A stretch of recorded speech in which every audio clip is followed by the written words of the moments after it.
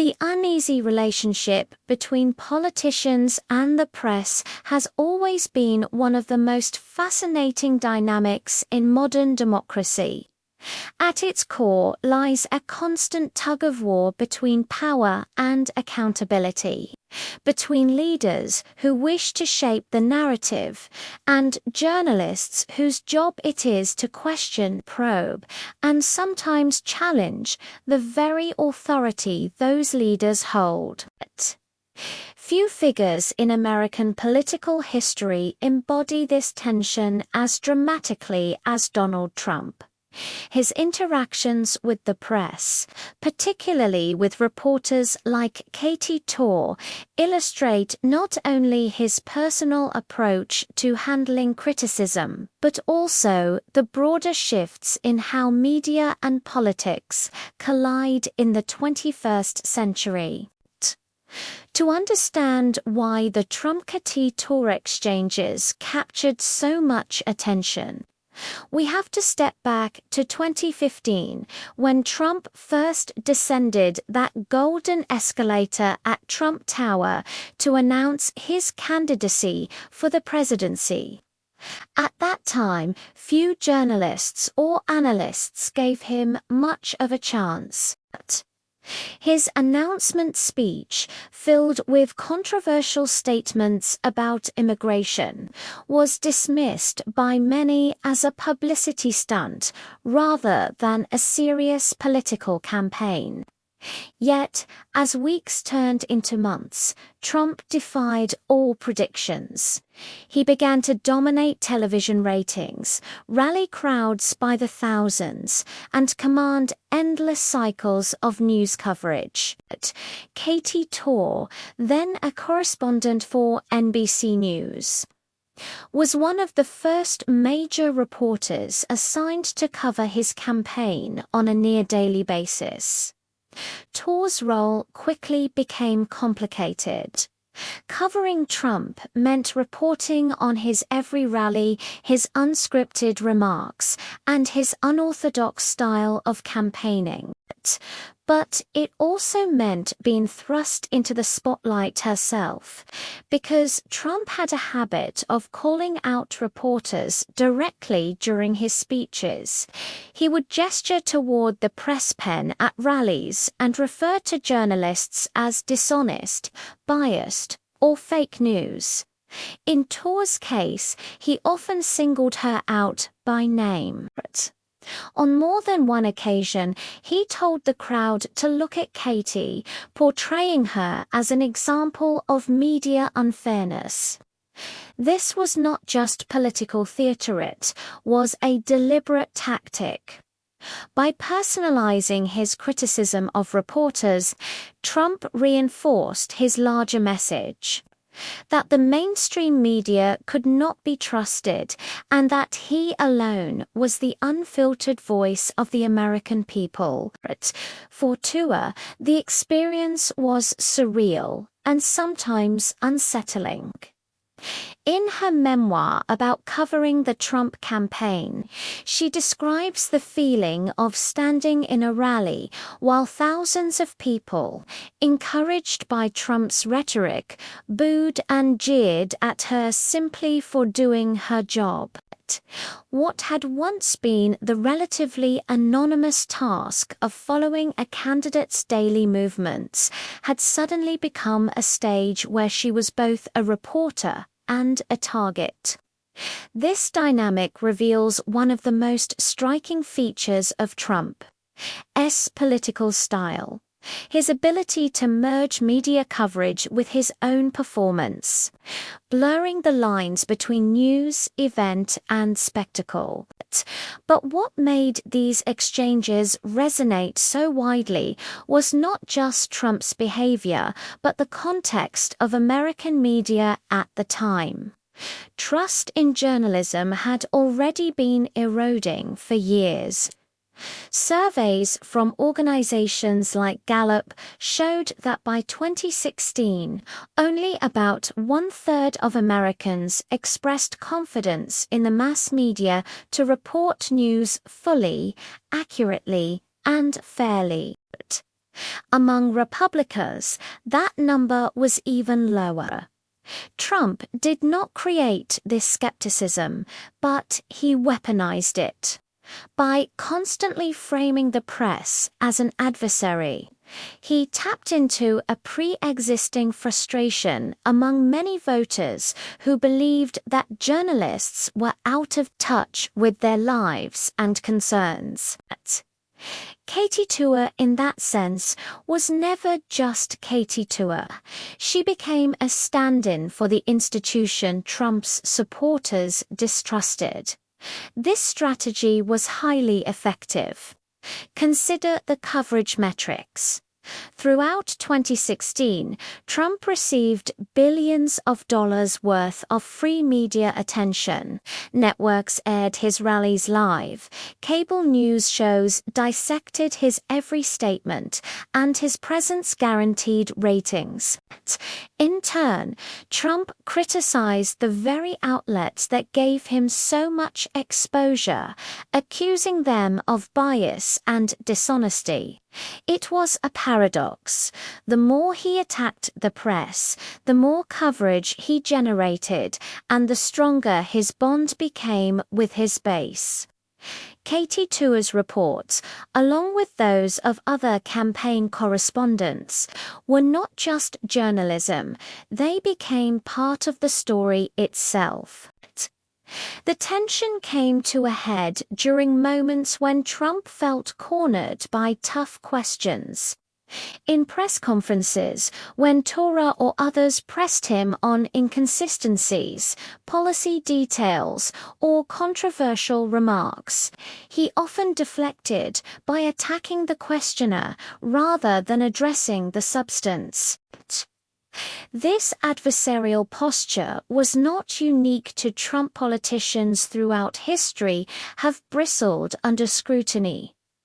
But Trump's execution was unusually personal and theatrical. For him, the clash with reporters was not a side effect of politics, it was central to his political identity.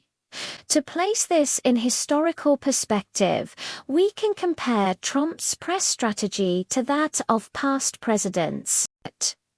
Richard Nixon, for example, had a famously antagonistic relationship with the press.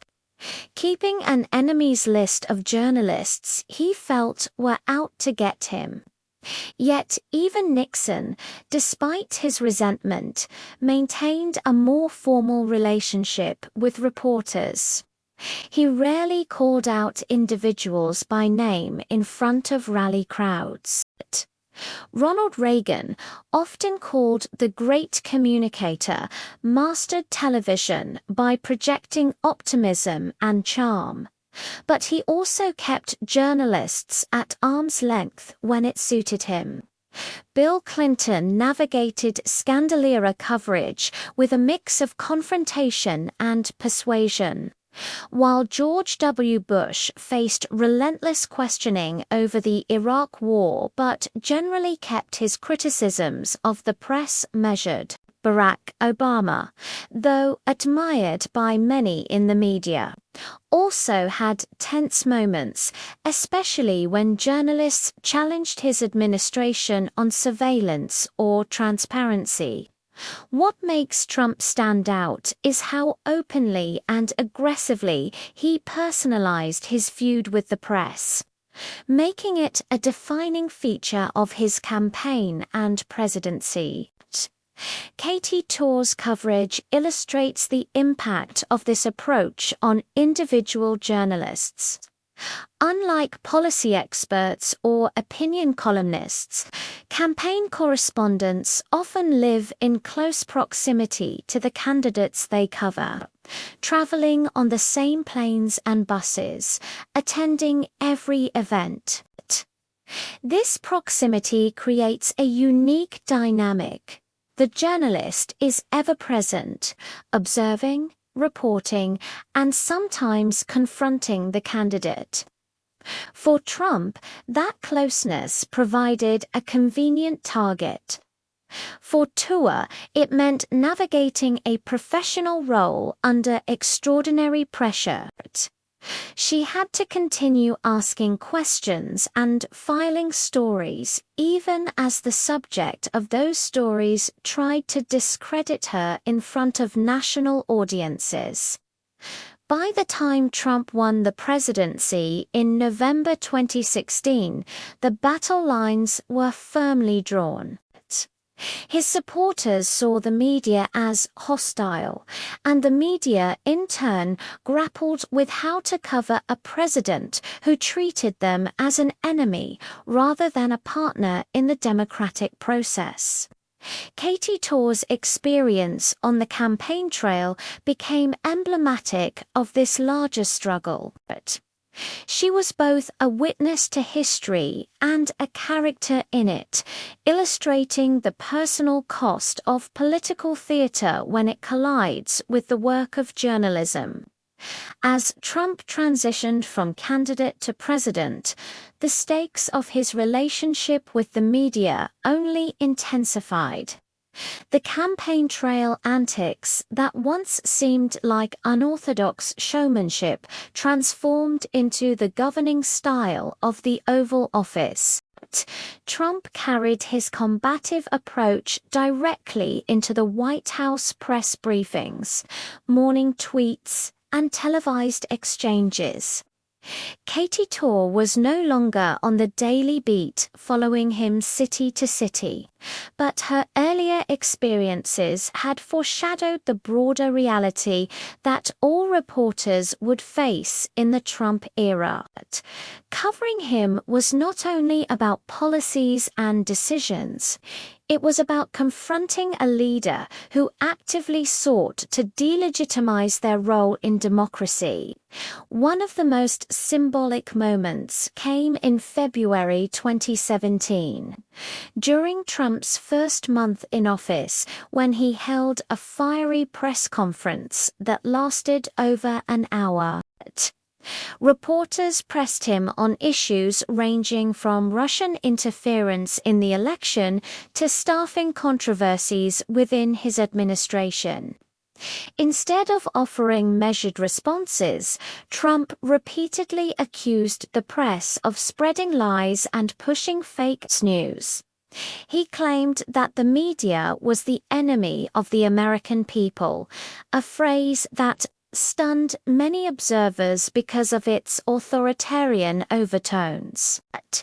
For journalists like Katie Tur, who had been singled out on the campaign trail, this statement was not surprising but deeply significant. It confirmed that the president intended to govern with the same strategy that had propelled him to power: direct confrontation with the Fourth Estate. Statistics from that period underscore how unique this approach was, according to the White House Correspondents Association.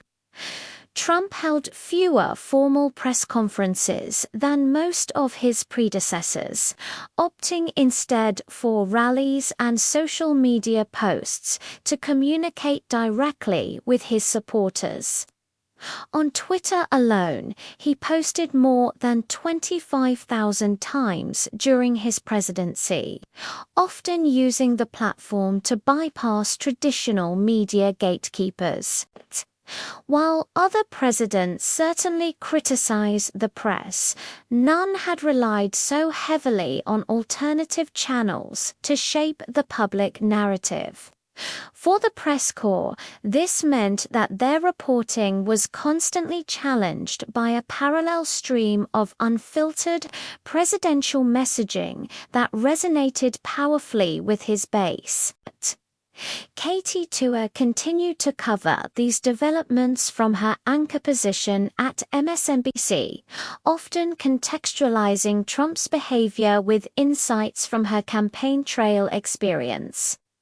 She explained to audiences that his attacks on the press were not random outbursts, but calculated moves designed to rally supporters and deflect scrutiny. In interviews and commentary, She recounted how even small corrections or tough questions could trigger disproportionate backlash from Trump, both personally and from his followers. This perspective highlighted a crucial point.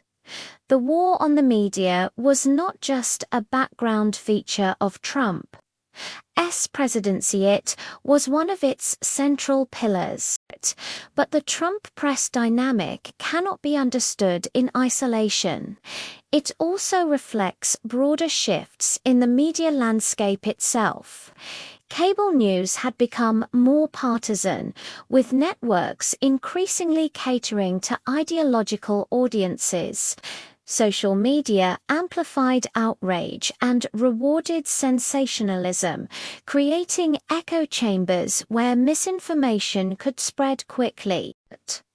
Against this backdrop, Trump's attacks on journalists landed differently depending on one's political perspective. For his critics, his behavior represented a dangerous erosion of democratic norms. For his supporters, it confirmed what they had long suspected, that the media was biased against them. Katie Tur's situation captures the personal toll of this polarization.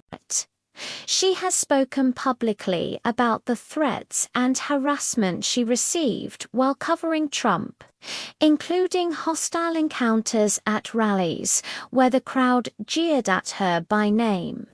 Some threats extended beyond rallies into her personal life, forcing her to take precautions for her safety. These experiences underline the very real risks that frontline journalists face when political leaders turn them into symbols of distrust. They also demonstrate how the traditional boundary between reporter and story can collapse in the modern media age.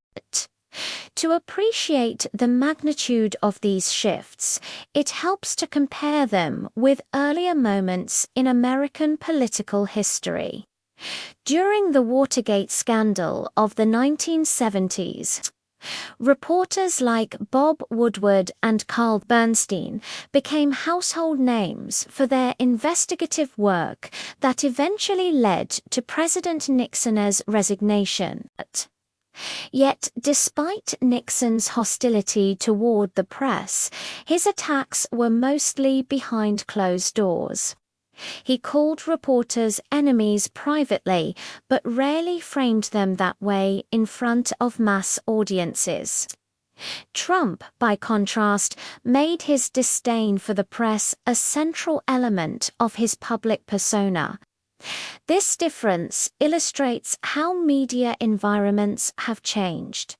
Nixon had to contend with 3 broadcast networks and a handful of major newspapers, while Trump operated in an era of fragmented media, cable news cycles, and viral tweets.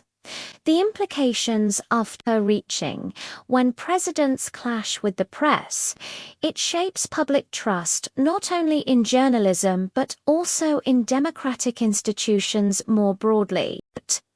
According to surveys conducted throughout Trump's presidency, Republicans' trust in the media plummeted to historic lows, while Democrats' trust in the press actually rose. This widening gap reflected the partisan polarization that defined much of American politics in the 2010s and 2020s. In many ways, the Trump-Katie Tur exchanges serve as a microcosm of this divide. For Trump's supporters, Tur was an example of the liberal media elite. For critics of Trump, she represented a journalist doing her job in the face of intimidation.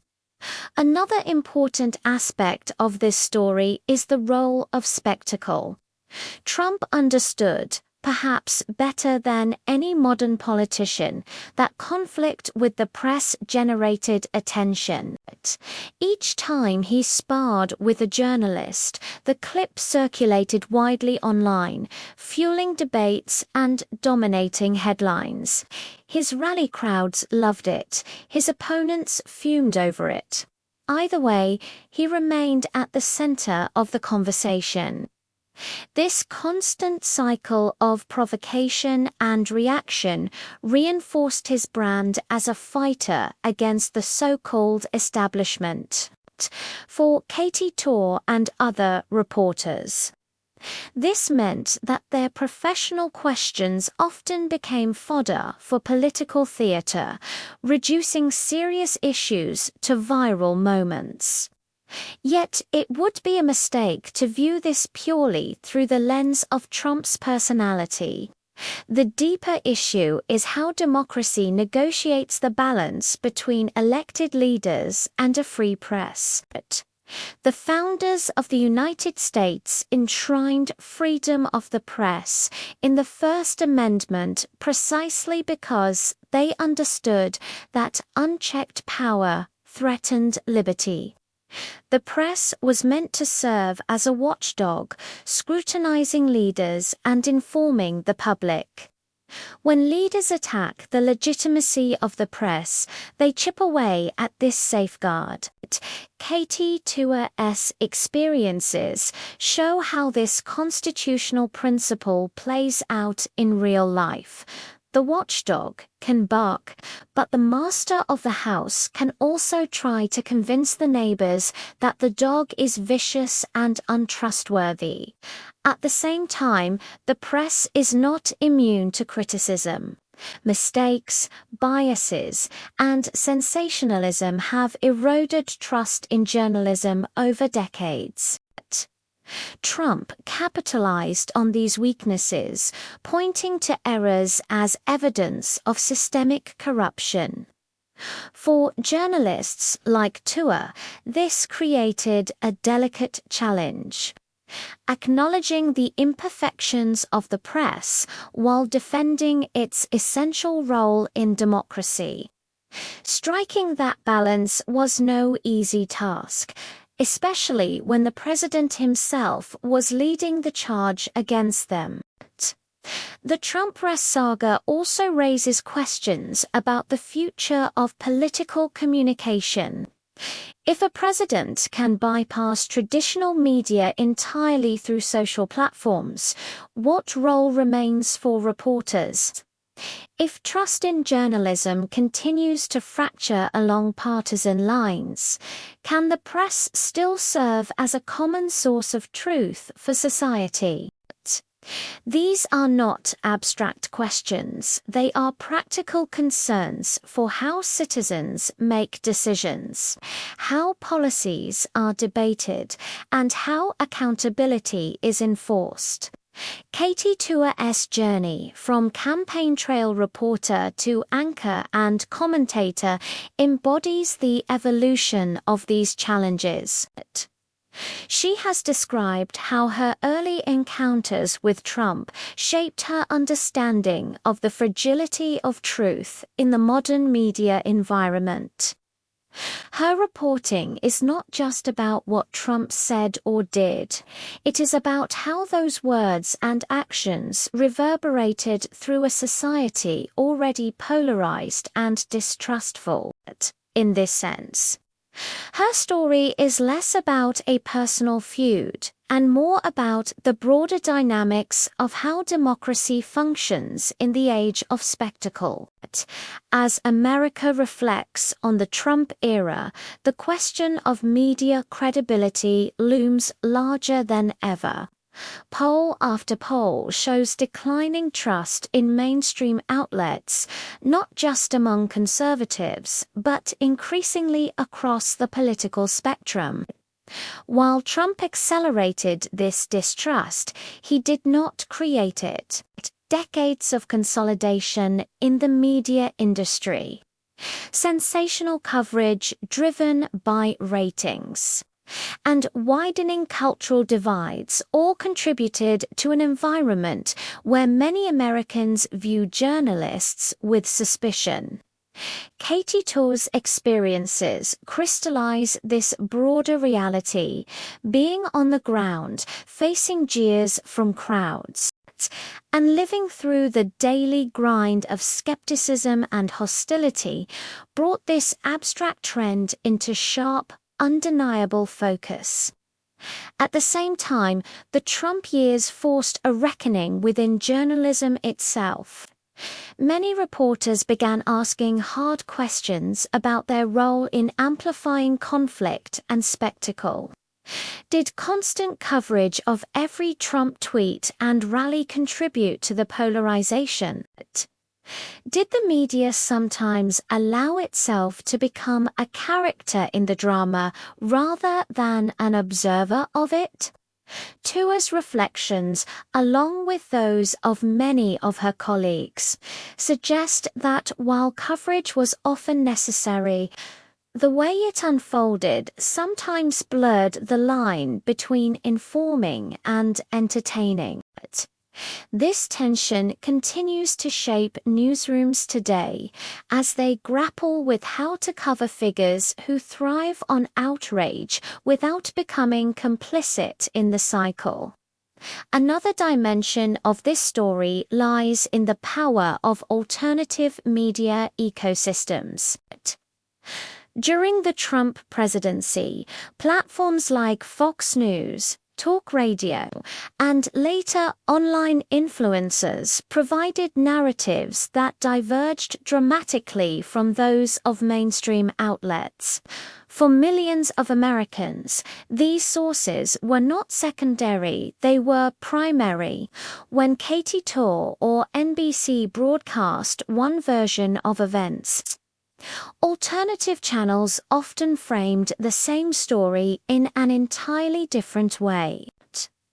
The result was not just disagreement over interpretation, but fundamental disagreement over facts themselves. This fracturing of reality presents one of the greatest challenges to democratic societies in the digital age, and the Trump-Tur dynamic exemplifies it. Global comparisons make this even clearer. In countries like Brazil under Jair Bolsonaro or the Philippines under Rodrigo Duterte, similar battles between populist leaders and the press created parallel universes of truth. Supporters consumed narratives that reinforced their worldview, while critics leaned on mainstream or independent outlets to tell a different story. In each case, the role of individual journalists became magnified. Just as Katie Tur's name became shorthand for the media in Trump rallies, reporters in other nations found themselves personally targeted, their safety compromised, and their work cast as illegitimate. This pattern reveals not only a political tactic, but also a global crisis of democratic communication. Yet within this turbulence lies a profound reminder of the stakes. Journalism at its best is not about prestige or celebrity. It is about serving the public by holding power accountable. The Trump-Tur story, dramatic and personal as it is, ultimately represents this core mission. Despite threats, insults, and immense pressure, journalists continued to show up, ask questions, and tell stories that citizens needed to hear. Without them, the historical record of these years would look very different. Their presence ensured that actions, words, and policies were documented, scrutinized, and preserved for public judgment. In the years since, both Trump and the media continue to influence American politics in profound ways. Trump remains a dominant figure, and the debates about how to cover him remain unresolved. Katie Tur and other journalists who endured the chaos carry with them the lessons of that era, the importance of resilience, the inevitability of criticism, and the responsibility to distinguish signal from noise. These lessons will continue to shape how the press navigates not just Trump, but any future leader who challenges the norms of transparency and accountability. And as citizens, audiences, and voters, the responsibility also falls on us. Media literacy, critical thinking, and an understanding of how narratives are constructed are no longer optional skills. They are essential to functioning in a democracy where truth itself can be contested. The story of Trump and Katie Tur is not only about politics and journalism. It is about the fragile but vital bond between those who seek to inform and those who rely on information to make decisions about their lives and their futures.